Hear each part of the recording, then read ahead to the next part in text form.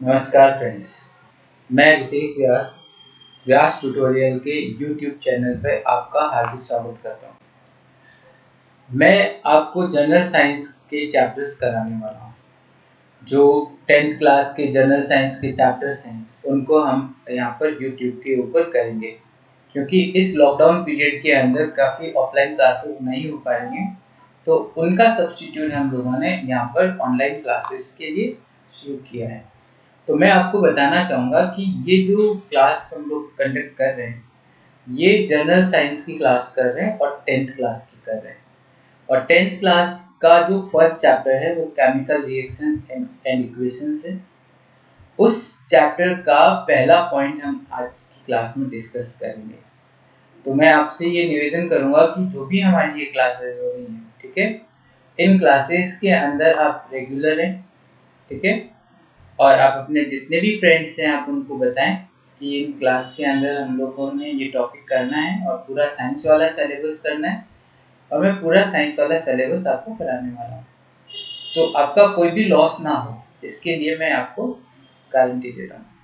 तो मैं व्यास ट्यूटोरियल के इस पर्टिकुलर यूट्यूब ऐप पर आपको एक बार फिर आपका हार्दिक स्वागत करता हूँ, और आज मैं आपको chapter number 1 chemical reaction and chemical equations के बारे में बताऊंगा। जब हम चैप्टर नंबर 1 की बात करते हैं तो फ्रेंड्स मैं आपको बता दूं कि उनमें जिन पॉइंट्स को हम डिस्कस करेंगे उसमें पहला पॉइंट होता है physical and chemical changes. After this हम लोग जो बात डिस्कस करते हैं वो डिस्कस करते हैं second point. Second point is a balancing of chemical reaction. Third point जो इसमें होता है वो होता है केमिकल इक्वेशन, और फोर्थ पॉइंट होता है रेंसिडिटी और कोरोजन। तो इनमें हम आज इस फर्स्ट पॉइंट से इसको स्टार्ट करने जा रहे हैं, और फर्स्ट पॉइंट है फिजिकल प्रोसेसेस या फिजिकल चेंजेस। मैं आपको बताना चाहूँगा कि जो फिजिकल चेंजेस होते हैं वो होते क्या हैं, उनको हम डिफाइन कैसे करते हैं। तो फिजिकल चेंजेस को डिफाइन हम दो तरह से कर सकते हैं। One, the process in which no new chemical substance are formed is called physical processes और physical changes। मतलब ऐसा प्रोसेस, ऐसा चेंजेस जिसमें कोई नया सब्सटेंस नहीं बनता is known as physical changes और प्रोसेसेस। इसकी एक और डेफिनेशन होती है जो अल्टरनेटिव डेफिनेशन होती है, और एप्रोप्रिएट डेफिनेशन यही होती है जिसमें हम ये कंसीडर करते हैं कि change in which the physical property of substance are change. मतलब सब्सटेंस की जो फिजिकल प्रॉपर्टी है वो चेंज हो जाए। Physical property meaning their physical state, मतलब सॉलिड से लिक्विड हो जाए, लिक्विड से गैस हो जाए, ठीक है ना। तो फिजिकल स्टेट उसकी चेंज हो जाए, but their chemical composition is remain unchange. पर उसका जो केमिकल कंपोजिशन होता है वो अनचेंज रहना चाहिए। Their mass is always unchange, उसका मास भी चेंज नहीं होना चाहिए, ठीक है ना। तो such type of changes are known as physical changes. तो हम ये बोल सकते हैं कि change in which the physical property of the substance is change, मतलब वो सॉलिड से लिक्विड हो जाए, लिक्विड से गैस हो जाए, ठीक है, फिजिकल स्टेट जरूर चेंज हो जाए, बट उसका जो कंपोजिशन है, ठीक है, वो कंपोजिशन चेंज नहीं होना चाहिए। क्या चेंज नहीं होना चाहिए? कंपोजिशन चेंज नहीं होना चाहिए, उसका मास चेंज नहीं होना चाहिए। क्या चेंज नहीं होना चाहिए? मास चेंज नहीं होना चाहिए, ठीक है। और इसमें हम एक चीज और देखते हैं कि no new substance is form, कोई नया सब्सटेंस नहीं बनेगा, क्योंकि कोई केमिकल चेंज हुआ ही नहीं है, कोई प्रॉपर्टी में चेंज हुआ ही नहीं है, केमिकल कंपोजिशन में चेंज हुआ ही नहीं है, तो नया सब्सटेंस बनने की तो पॉसिबिलिटी है ही नहीं, ठीक है। And this known as physical change, इसको हम फिजिकल चेंज कहेंगे जिसमें कोई नया सब्सटेंस नहीं बनता। और इसमें हम ये भी बोल सकते हैं all physical changes are reversible. जितने भी फिजिकल चेंजेस होंगे वो रिवर्सिबल होंगे, रिवर्स हो जाते हैं। मतलब अगर हमने किसी चीज जैसे आइस को गर्म किया तो वो लिक्विड में कन्वर्ट हो गया, और लिक्विड को अगर वापस ठंडा किया तो वो आइस बन जाएगी। अगर लिक्विड को गर्म किया तो गैस में कन्वर्ट हो गया, गैस को ठंडा किया तो वापस लिक्विड बन जाएगी। मतलब जो हमने एक्सटर्नल फोर्स उस पर अप्लाई किया है उसको हम हटाते ही अपनी नॉर्मल पोजीशन में आ जाता है। ओके, तो हम लोग ये बात करते हैं कि जितने भी फिजिकल चेंजेस होते हैं वो रिवर्सिबल होते हैं, और रिवर्सिबल होने के कारण हम इन्हें टेम्परेरी कंसीडर करते हैं। तो ये सारे टेम्परेरी चेंजेस होंगे। अब हम बात करते हैं इसके अगले पॉइंट के ऊपर, एग्जाम्पल के ऊपर। हमें पता है कि जो वाटर है, ठीक है ना, जो वाटर है वो रूम टेम्परेचर पे कौन सी स्टेट में रहता है? लिक्विड स्टेट में रहता है। ओके, अगर हम इस वाटर को क्या करते हैं कि 0 डिग्री सेंटीग्रेड टेम्परेचर के नीचे ले जाएं, तो we observe this liquid is turn into the solid ice. किसमें कन्वर्ट हो जाएगा? सॉलिड आइस में कन्वर्ट हो जाएगा। अगर हम इसको हीट करते हैं, ये ट्रायंगल जो है वो हीट का साइन है, गर्म करते हैं इसको, तो that ice again convert into the liquid state. Reversible हुआ ना, ठंडा करने पर आइस बना रहा है, गर्म करने पर ये क्या बना रहा है? ये इसको हम थोड़ा सा चेंज कर देते हैं, यहाँ देखेंगे आप, हम इसको थोड़ा सा चेंज कर देते हैं। मैं इस चीज को बता देता हूँ। यहाँ पे ये जो ट्रायंगल है ना, इसको एरोस के हिसाब से हम थोड़ा सा चेंज करते हैं। ओके ना, एरोस के हिसाब से बता देते हैं, ताकि ये देखो कि यहाँ पर ये जो वाटर है, वाटर इसमें कन्वर्ट हो रहा है ऑन हीटिंग। ओके, और ये इसमें कन्वर्ट हो रहा है ऑन 0 डिग्री सेंटीग्रेड। हमने ऊपर नीचे किया और कुछ नहीं किया, ठीक है। अब अगर वाटर को अगर आप हीट करते हो, गर्म करते हो, तो ये वाटर वेपर में कन्वर्ट हो जाएगी। जो गैसियस स्टेट है उसकी स्टेट गैसियस होगी, और वाटर वेपर को अगर हम वापस क्या करते हैं? कूल करते हैं, ठीक है ना, तो it again convert into the liquid state of water. Okay, यहाँ पे आप देखो कंपोजिशन जो है इनका इनका जो कंपोजिशन अगर आप देख पा रहे हो, तो कंपोजिशन यहाँ पे भी H2O है, यहाँ पे H2O है, और यहाँ पे भी H2O है। केमिकल कंपोजिशन सेम है, बट चेंज क्या हुआ? स्टेट चेंज हो गया। यहाँ सॉलिड है, यहाँ लिक्विड है, और यहाँ पर गैस स्टेट है, ठीक है। तो इज दैट क्लियर? अब हम बात करते हैं इनके कुछ एग्जांपल्स के बारे में, कि water being ice on cooling and ice become water on heating. ये वाला पॉइंट हो गया। Dissolution of sugar and water salt in water, ठीक है ना, वाटर के अंदर शुगर और सॉल्ट जो है डिसॉल्व हो जाते हैं। मेल्टिंग ऑफ सल्फर, सल्फर अगर मेल्ट होता है, ठीक है, तो लिक्विड में आ जाएगा, कूल करेंगे तो अगेन सॉलिड में आ जाएगा, ठीक है। इसके बाद में आता है डिस्टिलेशन प्रोसेस। डिस्टिलेशन प्रोसेस होता है कि लिक्विड को अगर हम हीट करते हैं तो वो वेपर में कन्वर्ट हो जाता है, ठीक है। कंडेंसेशन, अगर वेपर को ठंडा करेंगे तो वो वापस लिक्विड में कन्वर्ट हो जाएगा। मेल्टिंग ऑफ मेटल, इसमें हमने देखा है कि अगर आप सोने को मेल्ट करोगे तो वो चांदी थोड़े बन जाएगा। सोने को अगर मेल्ट करोगे तो सोना ही बनेगा, but there state is change, solid से वो लिक्विड हो जाएगा, पर केमिकल कंपोजिशन उसका अनचेंज रहेगा। इसके बाद में हम बात करते हैं sublimation.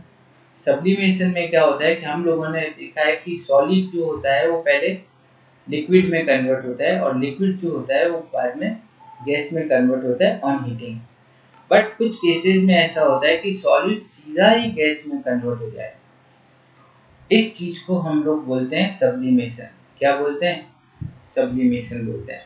The conversion of solid directly into the gaseous state is known as sublimation. और जब आप इनको ठंडा करोगे तो ये गैस से सीधा सॉलिड में कन्वर्ट हो जाते हैं, ठीक है ना। तो सब्लिमेशन में लिक्विड स्टेट एग्जिस्ट नहीं करती, लिक्विड स्टेट इसमें नहीं आती है। अब मैं आपको बता दूं कुछ सब्सटेंसेस होते हैं, जैसे आप यहाँ पे ले लीजिए कैम्फर। कैम्फर जो कपूर होता है वो, उसमें सब्लिमेशन होता है।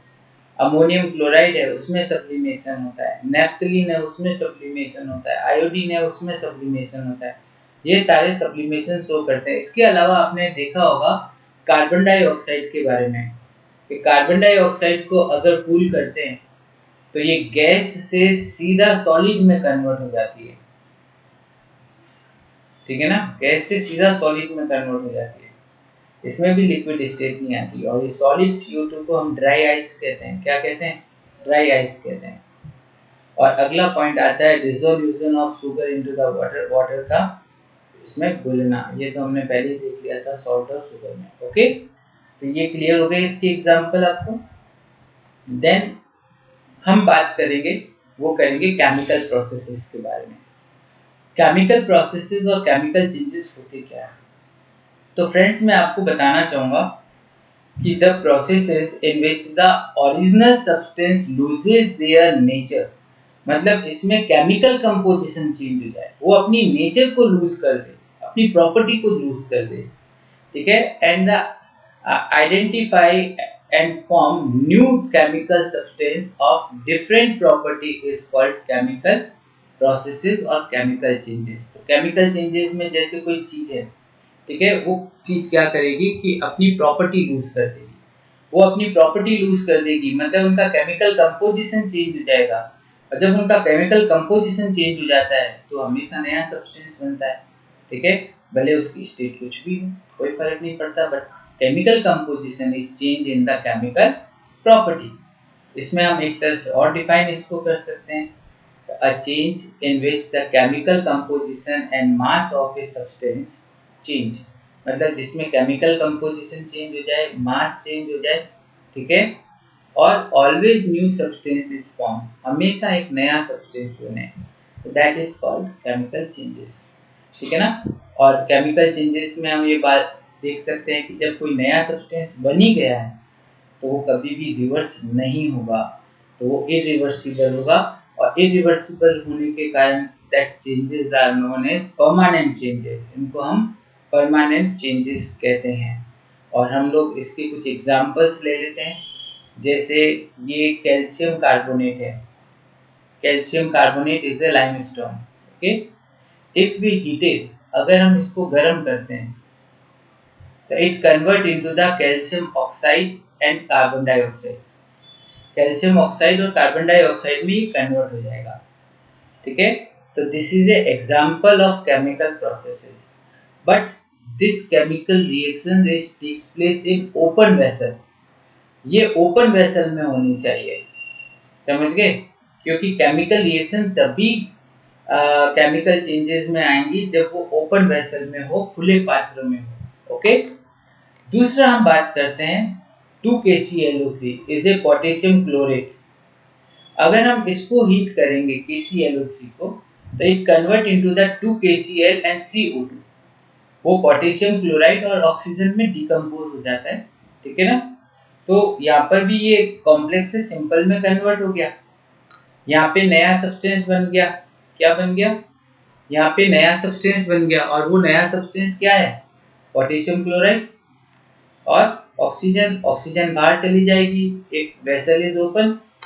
यहाँ पे भी एक नया सब्सटेंस बन गया, कैल्शियम ऑक्साइड, ठीक है। और ये कैल्शियम ऑक्साइड जो है ये क्या करेगा कि सेपरेट हो जाएगा CO2 से, क्योंकि CO2 बाहर चली जाएगी, CO2 बाहर चली जाएगी, तो रिमेनिंग क्या रह जाएगा? CaO।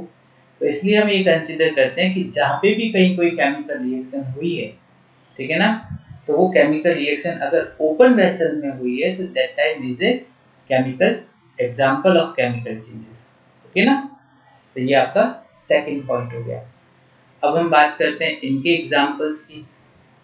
जैसे हम बात करते हैं बर्निंग ऑफ कोल, किसी भी चीज को अगर आप बर्न कर दो, जला दो, ठीक है, किसी भी चीज को अगर आप जला दोगे तो that is the chemical changes, क्योंकि उसकी केमिकल प्रॉपर्टी डिफरेंट हो जाएगी, ठीक है। Burning of magnesium wire, magnesium wire को बर्न कर दो। मेकिंग ऑफ कर्ड, अगर एक बार मिल्क से कर्ड बन जाती है, मिल्क से दही बन जाता है, तो दही से वापस मिल्क नहीं बनता, ओके। और एक एग्जांपल और आता है इज रस्टिंग ऑफ आयरन, एक बार आयरन में जंग लग जाए तो वो वापस ठीक नहीं हो पाता। और एक और एग्जांपल है इज फर्मेंटेशन, जिसको हम किण्वन कहते हैं। जैसे आपने देखा होगा खमीर बनाते हैं ना, जब हम इडली बनाते हैं या ब्रेड बनाते हैं, केक बनाते हैं, तो वो सॉफ्ट हो जाता है, स्पॉन्जी हो जाता है, बिकॉज हम उसमें बेकिंग सोडा डालते हैं। और जो बेकिंग सोडा होता है, ठीक है, वो CO2 लिबरेट करता है। क्या लिबरेट करता है? वो उसको स्पॉन्जी बना देता है। तो एक बार किसी चीज का फर्मेंटेशन हो गया तो उसको आप रिवर्स नहीं कर पाओगे, समझ गए। अब हम बात करेंगे differences between physical and chemical changes के बारे में। तो ये करने से पहले मैं आपको बता देता हूँ कि काफी बार क्वेश्चन पूछ लिया जाता है, the melting of wax is a example of, wax का मेल्ट होना किसका एग्जाम्पल है? वैक्स मेल्ट होकर क्या बनाती है? वैक्स बनाती है। तो melting of wax is a example of physical change. Okay, पर आपको ये पूछ लिया जाता है कि बर्निंग ऑफ कैंडल, तो वर्ड क्या आ गया? बर्निंग। जहां पे भी बर्निंग वर्ड आ जाएगा वो केमिकल चेंजेस में आ जाएगा, क्योंकि जब कैंडल बर्न होती है ना, तो बर्न होने के बाद उसका वैक्स की quantity after the complete combustion of a candle, आप वेट करोगे तो आप देखोगे वो कम है, क्योंकि कैंडल में जब बर्निंग हुआ है तो वैक्स भी बर्न हुआ है। ठीक है, तो वो एक केमिकल चेंज में आ जाएगा, बर्निंग ऑफ कैंडल। और melting of wax is a example of physical changes. इस चीज को आप विशेष तौर पे ध्यान रखिएगा। अब हम बात कर रहे हैं फिजिकल चेंजेस के बारे में। What is the physical changes? ये हमने वहां देख ही लिया था। The composition of substance does not change, मतलब कंपोजिशन चेंज नहीं होगा। किसमें? फिजिकल चेंज में। H2O का H2O रहेगा, बट यहाँ पे composition of the substance is change, मतलब CaCO3 से CaO और CO2 हो गया, 2KClO3 से 2KCl हो गया। ठीक है, तो एकदम उसका कंपोजिशन ही बदल गया। यहाँ पे no new substance is formed. ठीक है, कोई नया सब्सटेंस इसमें नहीं बनता, पर इसमें क्या होगा? Always new substance is formed, मतलब केमिकल चेंज में हमेशा नया सब्सटेंस बनेगा। ठीक है, जैसे जब फिजिकल चेंजेस हो रहे हैं तो इसमें उसकी स्टेट में, उसकी डेंसिटी में, कलर में क्या होगा कि थोड़ा बहुत कोई चेंज हो तो हो, बट उसका केमिकल कंपोजिशन चेंज नहीं हुआ। और जितने भी फिजिकल चेंजेस होते हैं दोज आर रिवर्सिबल और टेम्पररी। ये जितने भी होते हैं ये रिवर्सिबल होते हैं और ये टेम्पररी होते हैं। वेयर एज केमिकल चेंजेस जो होते हैं वो परमानेंट होते हैं। ठीक है, परमानेंट होते हैं। ठीक है, और ये कैसे होते हैं? इरिवर्सिबल होते हैं। और fourth point, the weight of the substance remain unchange. Substance का जो वेट है वो अनचेंज रहेगा after the completion of reaction, but chemical changes में क्या होगा? Weight of substance is change, वो कम ज़्यादा हो जाएगा। और एग्जाम्पल फिजिकल चेंजेस के हैं डिसोल्यूशन, इवोपरेशन, कंडेंसेशन और डिस्टिलेशन। ठीक है, और इसके एग्जाम्पल केमिकल चेंजेस के हैं, वो है burning of any substance, rusting of iron and electrolysis. Okay, तो ये आज की क्लास का टॉपिक है। आपको आज की क्लास कैसी लगी इसके बारे में आप कमेंट करिएगा। ठीक है, और साथ में मैं आपसे निवेदन करूंगा कि आप शेयर करिएगा मेरे इस चैनल को, लाइक करिएगा और सब्सक्राइब करिएगा। ओके, नमस्कार। तो आज हम जो क्लास ले रहे हैं उसमें हम इतना ही करेंगे। बाकी मैं आपके लिए बहुत सारे ऐसे साइंस के कोर्सेज लेके आऊँगा, सारे चैप्टर के लेके आऊँगा। तो जब आप इसको सब्सक्राइब करेंगे तो आपको सारे चैप्टर मिल जाएंगे और बहुत इंपॉर्टेंट टॉपिक मैं आपको यहाँ पे कराने वाला हूँ। ठीक है ना? तो आज की जो